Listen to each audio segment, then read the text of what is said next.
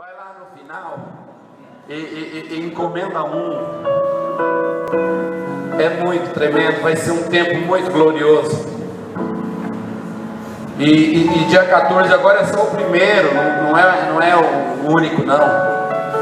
Tenho certeza que nós vamos ter muitas reuniões assim. Já tenho pensado até em uma ou duas antes do próximo encontro. O Senhor Jesus vai nos abençoar.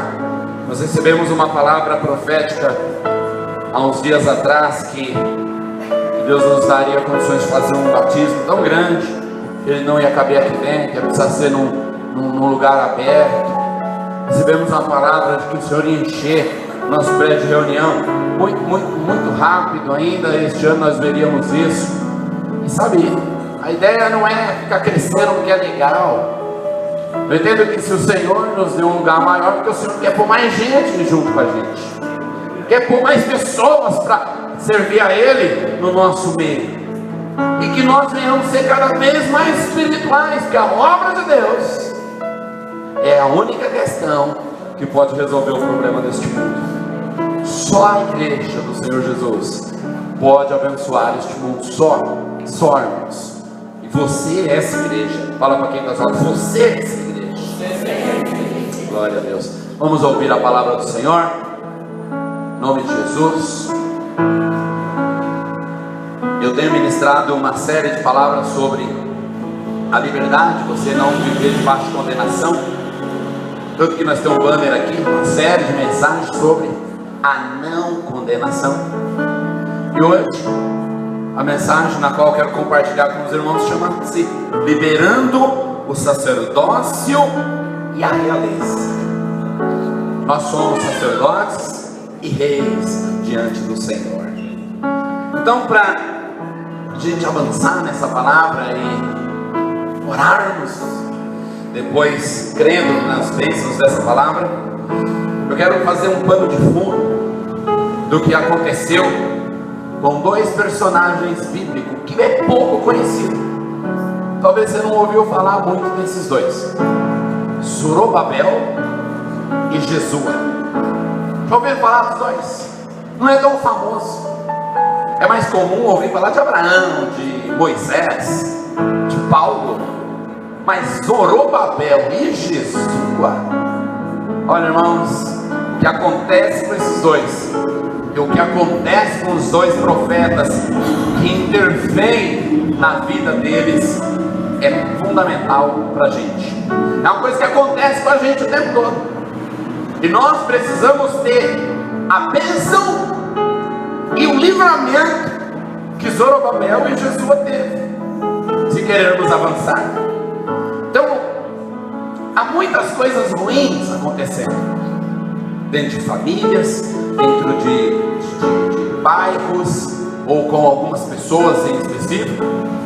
E a origem desses problemas são espirituais. As questões, as barreiras estão acontecendo na vida comum da pessoa, mas a fonte é espiritual. Então, por isso que muitas vezes a pessoa tenta de tudo e não resolve, porque o problema está espiritualmente amarrando o restante da vida. Então, se nós removermos as causas espirituais, nós liberaremos a bênção de Deus nas causas naturais. Até então parece simples isso. Eu acredito que você já ouviu isso, e com outras frases ou de uma outra forma em alguma vez. Uma frase muito famosa é que a bênção que você tem materialmente na sua vida, primeiro você deve que conquistá-la espiritualmente. E é verdade, porque Jesus diz: nada tendes se do céu não lhe for dado. Então, se Jesus diz que nós não vamos ter nada se do céu não nos for dado, tudo que nós temos um dia esteve no céu, e tudo que nós não temos e ainda desejamos ter, está lá no céu. É preciso que seja então liberado. Quem libera? Como libera? De onde vem? O que eu ligo para ter essa bênção? Então nós vamos ver isso hoje. E os personagens que participam dessa história é Zorobabel, Jesua, Esdra, Neemias, Zacarias e Ageu. Dentro da Bíblia você vai ver eles tudo espalhados. Você acha que está muito longe a história de um com o outro. E eles estão vivendo praticamente juntos. Praticamente todo mundo já ouviu falar que o povo de Israel foi levado cativo para a Babilônia. Eles desobedeceram tanto a Deus que um dia Deus tirou a mão protetora deles. Eles foram escravizados pelos babilônicos através do imperador e rei Nabucodonosor. E eles foram para lá ficar 70 anos como escravos. Já estavam lá há muitos anos, quando estava chegando perto do ano 70. Então alguém pegou os manuscritos que foi escrito pelo profeta Isaías 120 anos atrás e começou a ler. E naqueles manuscritos tinha uma profecia do profeta Isaías que ele dizia que depois de 70 anos Deus usaria um rei chamado Ciro e ele ia libertar o povo de Israel e devolvê-los para edificar Jerusalém de novo. Quer dizer, o castigo ia terminar depois de 70 anos, mas quem ia liberar eles era o Ciro. Deus colocou eles numa cadeia por 70 anos, quem prendeu foi um grupo, mas Deus decidiu que quem ia liberar ele lá na frente era o outro grupo. E Deus não combinou com os grupos. Por que não? Porque Ele é soberano. Então, eles pegaram esses manuscritos e levaram até esse rei Ciro, que já não era babilônico. Por quê? Porque os Medo-Persa derrubaram o império da Babilônia e tomaram posse do império e passaram a ser os governadores. Ciro, ouvindo a profecia de Isaías, tão específica, porque disse que era o nome dele, disse que ele era o imperador e disse que ele libertaria aos 70 anos, ele creu na profecia. E ele então liberou o povo e ainda devolveu tudo. O ouro, a prata, tudo que veio quando eles foram aprisionados, ele devolveu para voltar.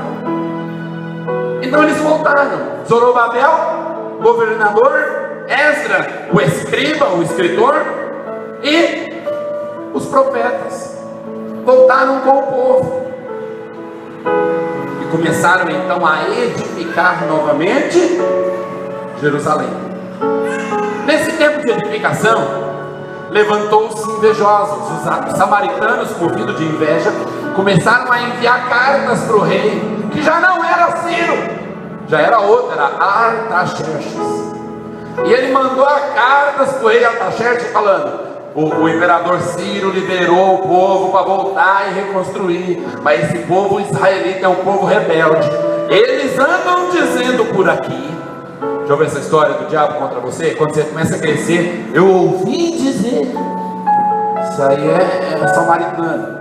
Eles andam dizendo por aqui que quando terminar a edificação do templo, não vão mais pagar imposto para vocês, vão se rebelar, porque esse povo tem um histórico de rebeldia.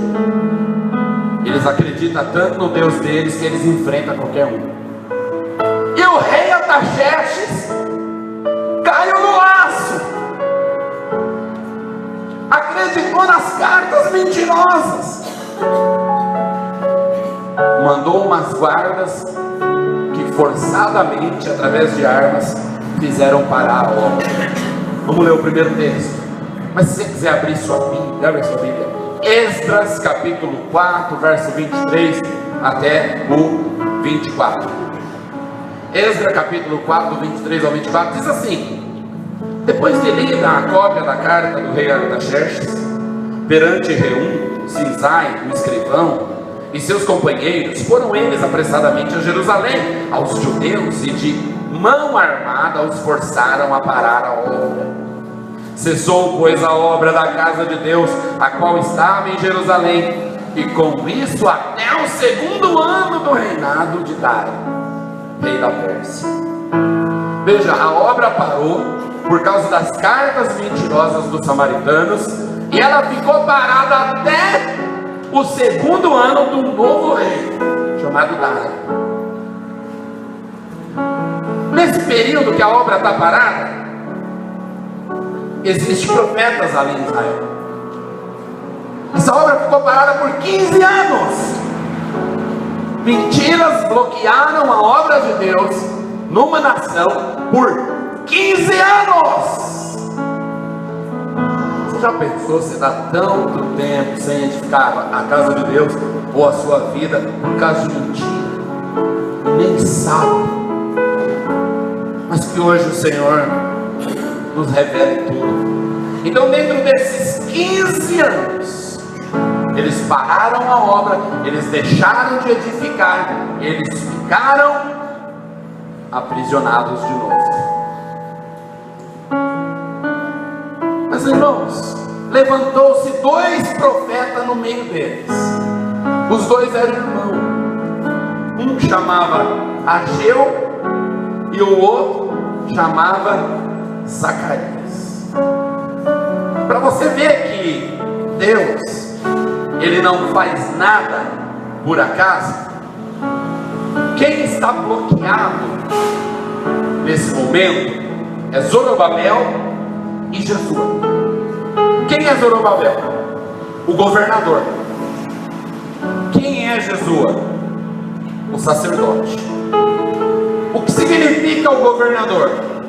É o rei, é o que decide, é o que reage, é o que assina a papelada, é o que faz a compra, é o que paga, é o que faz a coisa funcionar. Quem é o sacerdote? É o que busca em Deus, é o que tem direção, tem revelação, segue a vontade de Deus, sabe quando está errado, sabe quando está certo, pede para o povo trazer conserto, pede para o povo ir para cima. Deus está com a gente, é o sacerdote. Então quem está paralisado nessa obra é exatamente o que ouve de Deus e o que põe em prática. Então Deus levanta esses 2 irmãos, que são os profetas Ageu e Zacarias. O livro de Esdras, capítulo 6, verso 14, diz assim: os anciãos dos judeus iam edificando e prosperando em virtude do que profetizaram os profetas Ageu e Zacarias. Veja, a obra, depois de 15 anos, voltou a funcionar. Depois de 15 anos, eles continuaram, eles saíram da paralisia. Eles estavam parados, não edificavam a casa de Deus, mas depois daqueles 15 anos, houve um dia que eles voltaram a agir. E aqui está falando que a obra, ela ia edificando e prosperando em virtude do que profetizaram os profetas Ageu e Zacarias, ambos filhos de Ido. Olha o fim: edificaram a casa e a terminaram. Aqui que é bonito: segundo o mandato de Deus, segundo o mandato de Ciro, segundo o mandato de Dário, segundo o mandato de Artaxerxes, rei da Pérsia. Depois que eles retomaram a obra, eles tiveram assinaturas para continuá-la, do Ciro, do Dário, do Artaxerxes e de quem estivesse na frente. Não tinha mais ninguém para segurar. Todo mundo aprovou. Mas por que aprovaram? Nós precisamos saber disso. É exatamente aqui que está a nossa palavra.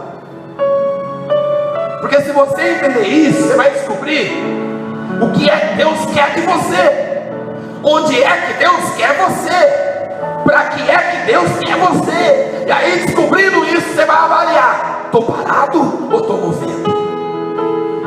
Se eu estou parado, como é que eu movo? Se eu estou movendo, como é que eu não paro? Uau, isso é definidor. Isso é o que nós precisamos na vida cristã. Saber o que Deus quer que eu faça, e saber se eu estou fazendo o que Ele quer que eu faça. Veja, o profeta Ageu, ele era muito pragmático, tinha definições pragmáticas. Ele mostrava o problema e a solução. Você sabe quando a pessoa não é profeta de Deus? Quando ela só aponta o problema. Mas gente assim, fala tudo que está errado. errado. E ela não erra uma. 40 pontos da sua derrota. E não é que ela acertou os 40. Aí você espera pelo menos um para mudar as coisas. Não tem! Só taca o pau! Só deita feia! Não ajuda em nada! Peraí, para vir derrubar já tem um diabo, um monte de demônio. Você não é de ninguém. Não, o profeta Ageu não. Ele mostrava o erro. E ele falava, é assim que é certo. Vamos ler o texto do profeta. Ageu capítulo 1, versos 4 ao 10, diz assim: acaso é tempo de habitardes vós em casas apaineladas, enquanto esta casa permanece em ruínas? Ora, pois assim diz o Senhor dos Exércitos: considerai o vosso passado. Tendes semeado muito e recolhido pouco. Comei, mas não chega para fartar-vos. Bebeis, mas não dá para saciar-vos. Vestivos, mas ninguém se aquece. E o que recebe salário, recebe para pôr num sactel furado. Aqui ele está deitando a madeira. Verso 7: assim diz o Senhor dos Exércitos. Isso é o que falta quando a pessoa não é profeta de Deus. Considerai o vosso passado, subi ao monte, trazei madeira, edificai a casa, nela me agradareis e eu serei glorificado, diz o Senhor. Você está errando, filho. Você está em ruína. Você está cada vez mais pobre. Você está cada vez mais carnal. Você está cada vez mais degringolando. Considere o seu passado. Você não já viveu muito na escravidão desse mundo? Considera isso.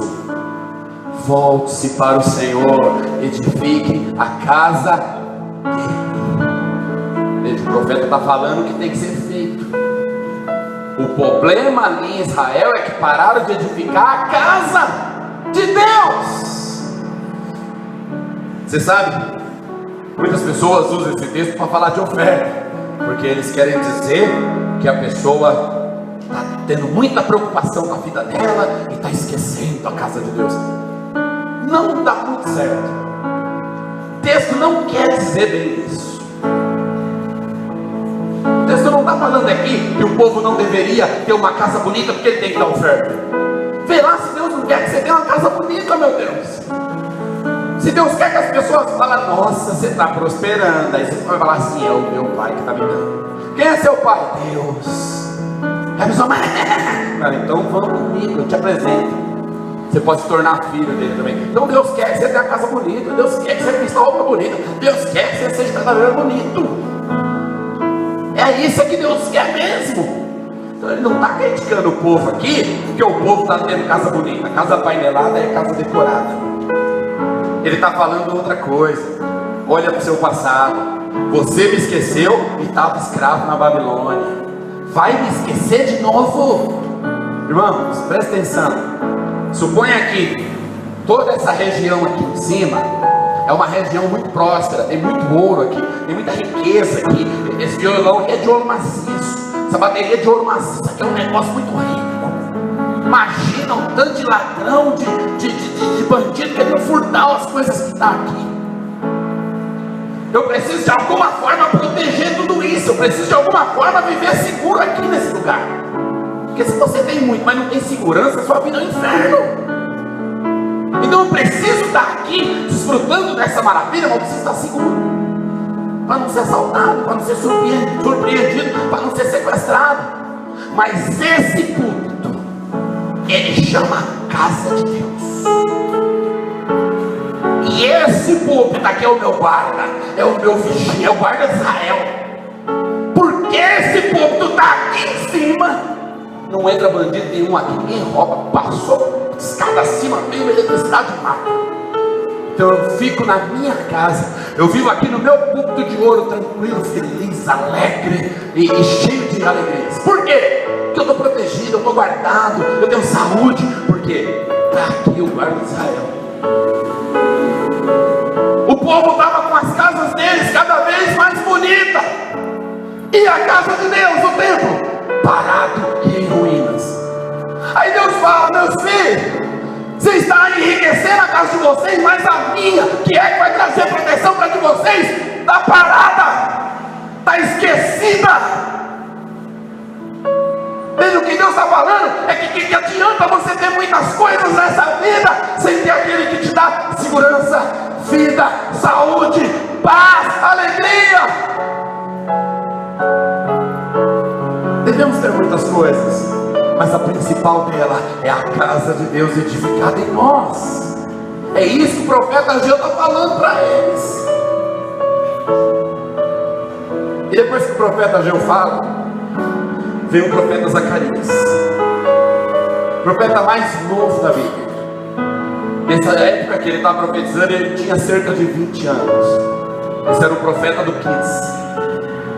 O profeta Zacarias era da rede do Kids, que lá em Israel, com 20 anos, era criança. E se ele profetiza com 20 anos, ele já é profeta há muito tempo. Aí é que era Kids mesmo. Eu falei isso de manhã, a Renata deu um subia nas alturas. Aí a casa falou, tá vendo o profeta Zacarias? Eu falei, você gostou? Vou pregar mais sobre o profeta Zacarias então. Bom, veja só, irmãos. O profeta Zacarias, ele traz a revelação do que estava acontecendo com Josué e com Zorobabel. E por causa do que estava acontecendo, a obra estava parada. Vamos começar sobre Josué, que agora vai ser começado aqui chamar no livro do profeta Zacarias de Josué, mas os dois é o mesmo.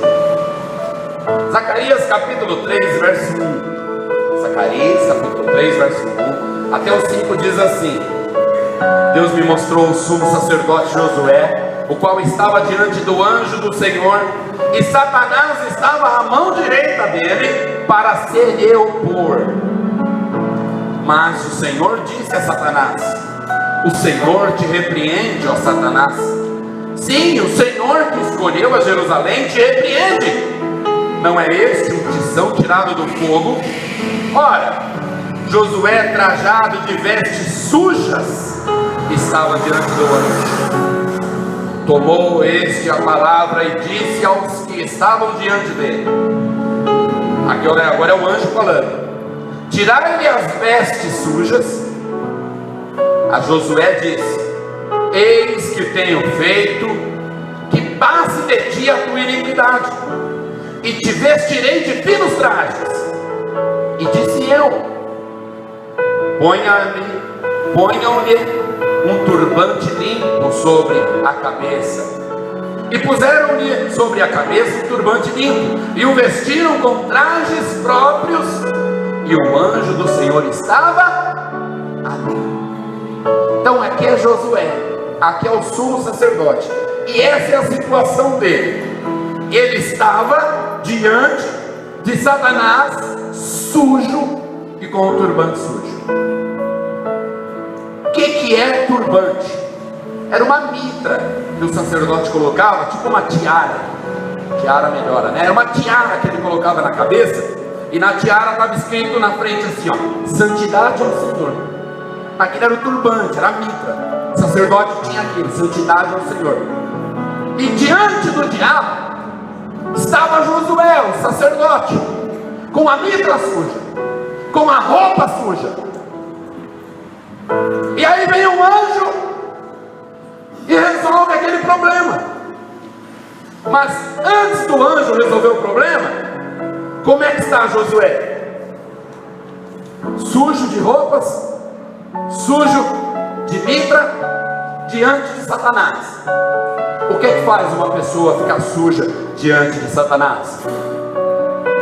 Quando ela está acusada. Você sabe por que a obra sacerdotal parou naquela nação inteira? Porque o diabo insultou o sacerdote, e o sacerdote acreditou mais no que o diabo estava falando do que no Deus que ele servia. Parou o sacerdócio porque se sentiu sujo.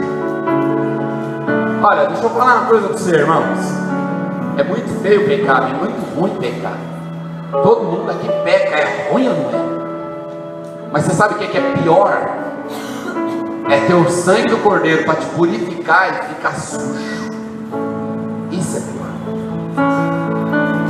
Ninguém vai evitar o pecado, mas todos os pecadores precisam lavar as suas vestes no sangue do Cordeiro. Então está aqui o sacerdote, que deveria ter purificado as suas vestes, que deveria ter purificado a sua mitra. Ele está sujo diante de Satanás, diante do anjo, e por causa que ele está sujo, ele não age mais como um sacerdote, ele se esconde, e a obra de Deus para.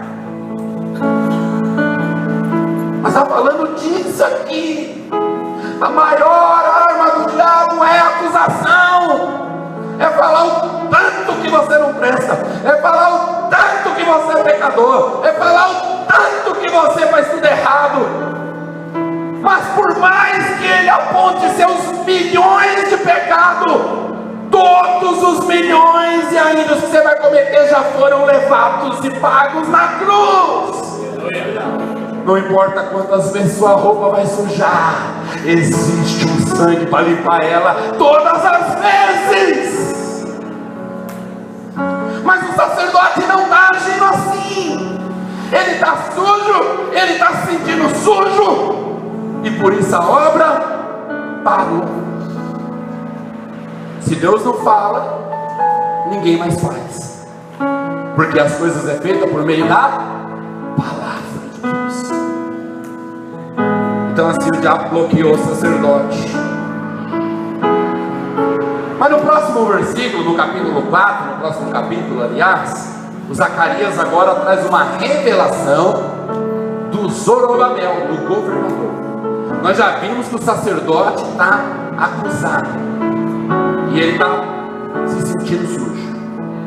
Mas agora olha o que acontece. Zacarias capítulo 4, verso 6.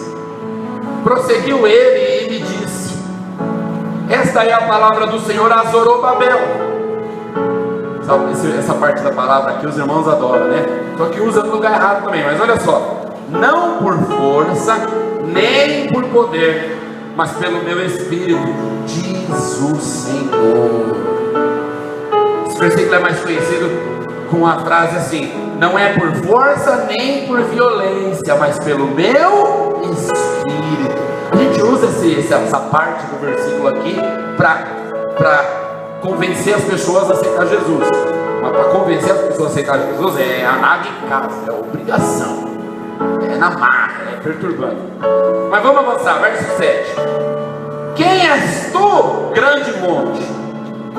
Diante de Zorobabel serás uma campina, porque ele colocará a pedra de rebate, e em meio da aclamação dirá: haja graça e graça para ela. O Senhor então coloca detalhes aqui. Primeiro detalhe: não é por força nem por violência, é pelo Espírito.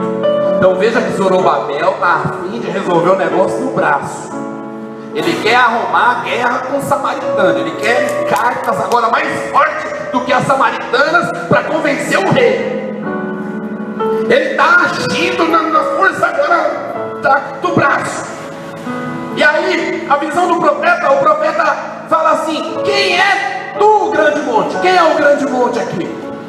É os empecilhos. O grande monte é os samaritanos. O grande monte é os reis imperadores que bloqueou a obra. Eles é o grande monte. Mas o profeta está falando: diante de Zorobabel será uma campina. Sabe o que é uma campina, irmãos? Um grande monte, você sabe, né? Uma campina é um passo retinho. Então o profeta está falando que o grande monte, a nuvem de problema, diante de Zorobabel, vai ser um planalto, vai ser um pasto reto, verdinho. Não vai ser problema para Zorobabel. Mas por que não vai ser? Aí ele continua aqui, ó. Porque ele colocará a pedra de remate. Você sabe o que é a pedra de remate? Remate é o oposto de alicerce. O que é o alicerce? O alicerce é a fundação. Então há muitas colunas de concreto e fundações que furam para baixo dessa terra aqui.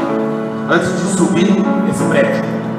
Mas lá em cima, na última laje, houve um arremate. A obra parou aqui, eles arrematando. Então a pedra de arremate é a última pedra da obra. A pedra de arremate é a finalização, é a conclusão. E o que Deus está falando aqui? Eles estão fazendo o que aqui? Uma obra. E Deus está falando, o Zorobabel vai colocar a pedra de arremate. Até aí, aleluia. Mas olha o que vai acontecer depois que ele pôr a pedra de arremate. Vai ter uma aclamação, gritos altos, estrondosos, dizendo: haja graça e graça para ela.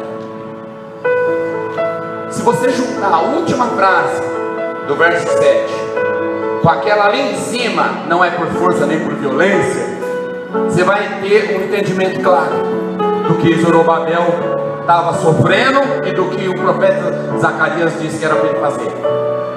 Era como se Deus estivesse falando assim: não é por força nem por violência, é pela graça, sobre graça. É isso que ele está falando. Não é no braço, não é falar melhor, não é acordar, correr quilômetro, não é aprender as técnicas, é pela graça. É você chegar lá merecendo menos que todo mundo e falar: como o Senhor é um Pai bondoso, é você acordar e o diabo falar: você sabe o que você aprontou nessa noite, então você não inventa a modinha que eu te entrego. E aí você fala: eu me arrependo diante do que fiz, confesso, peço perdão, Senhor, eu fiz isso, eu creio que o sangue do Cordeiro já me purificou, já estou limpo, lavado e remido. Aí você levanta daquela oração e chega diante de Deus e leva a sua oração: Senhor, eu quero orar para que dos 120 convidados que vão no nosso culto dia 14, haja pelo menos umas 50 cura, umas 30 libertação, algumas mulheres que não podem ter filho, vai ter filho. O diabo pode falar: cara de pau, mas você tem coragem de orar por um negócio desse? Não é pela força, seu maldito, é a graça. É a graça que eu creio, é a graça que eu vivo. Porque eu posso crer na graça? Porque Jesus já colocou a pedra de arremate, Ele já terminou a obra. Eu só vou fluir na graça. De mim só precisa subir aclamações. Graça, Senhor, tua graça é que vai fazer, é tua graça que vai curar, é tua graça que vai libertar. Eu vou até pôr a minha mão, mas a graça do Senhor alcançará o doente, alcançará o oprimido, alcançará o que está enrolado, e a tua graça entrará na vida deles e mudará. Aleluia. Só vou pôr a mão. Não interessa como é que eu acordei, como é que eu vivi o meu dia, mas a graça do Senhor não muda. Ela fez, faz e continuará fazendo. Oh, irmãos, aleluia. Algumas pessoas ficam: ai meu Deus, tomara que dê tudo certo no dia 14, tomara que eu não brigue com a minha esposa, tomara que eu não escorregue e fique muito nervoso, porque senão como é que eu vou orar pelo doente? Você ficar muito santinho, muito certinho, muito corretinho, não vai mudar a graça de Deus. Eu vou até te falar que é tudo o contrário. Quanto mais você esquece de você e mais você entra na graça, mais você é santo, mais você se preserva. Quando a esposa briga com o marido que não tem a graça, o pau quebra muito feio. Mas quando ela briga com o marido que tem a graça, o pau quebra muito feio.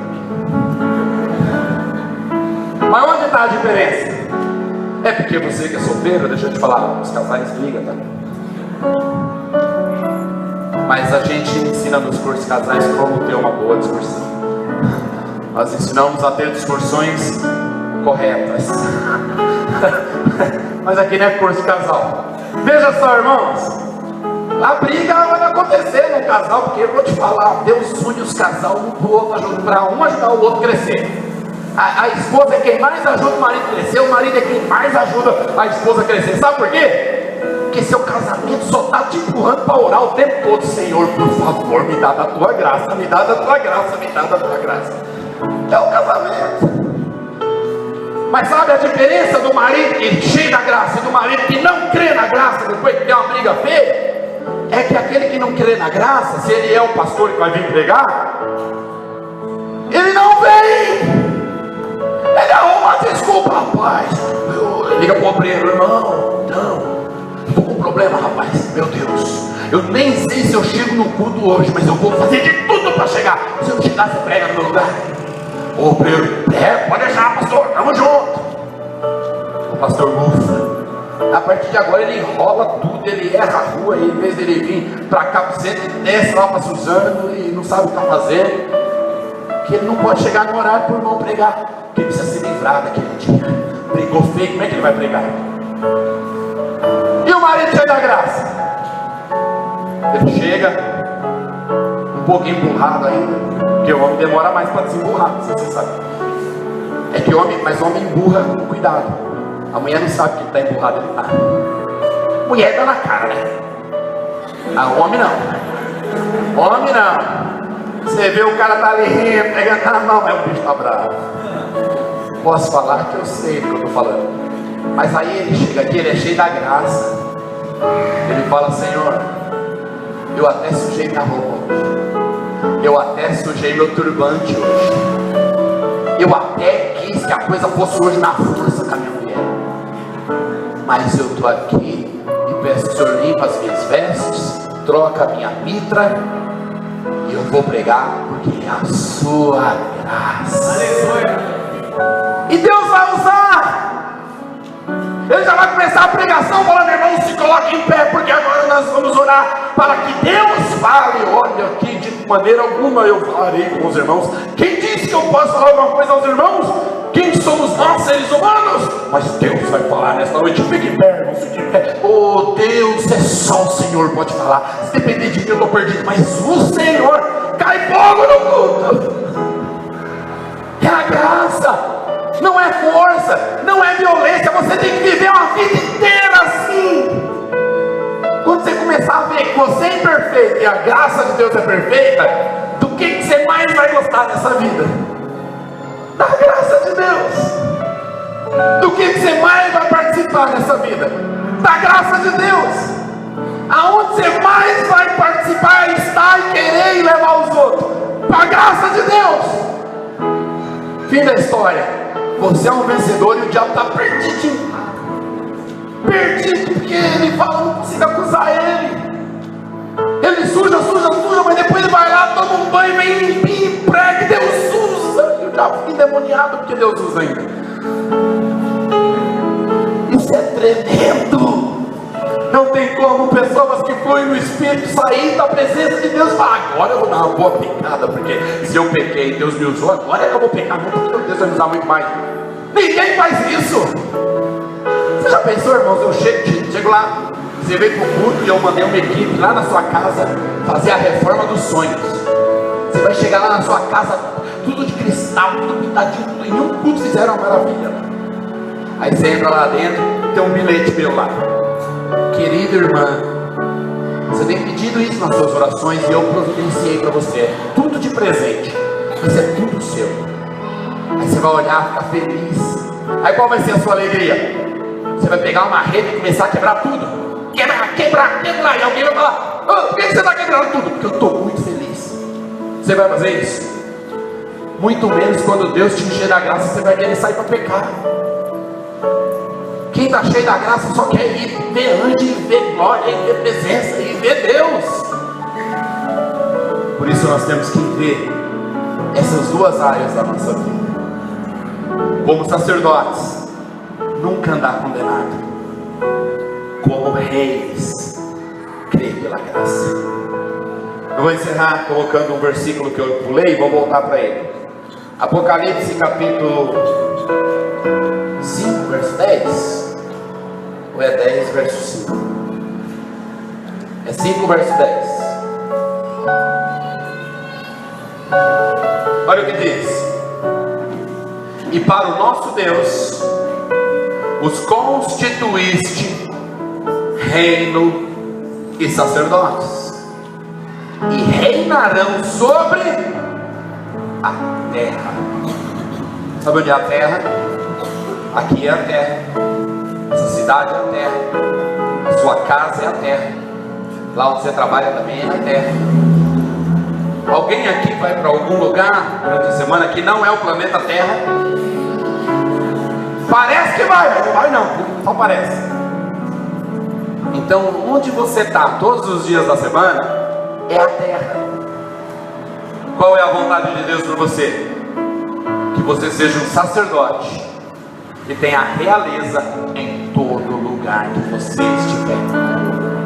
Quando ele fala todo lugar que pisar a planta do seu pé será vosso, ele quer dizer que todo lugar que você pisa, você é um rei e um sacerdote. Então ali você tem governos e reinos, e você pode exercer para a glória de Deus. Como é que anda um sacerdote? Justificado, nenhuma condenação há. Como é que anda um rei? Pela graça. Eu não mereço, eu não tenho condições, mas o meu Deus, que é gracioso, que já pôs a pedra de arremate, me dará pela sua bondade. Aleluia! Se coloque em pé. E eu peço ao Senhor pela graça, que depois desses dias em que estivermos lendo este livro, essa igreja vai se tornar um exército de cura, um exército de libertação. As pessoas vão começar a ligar, mandar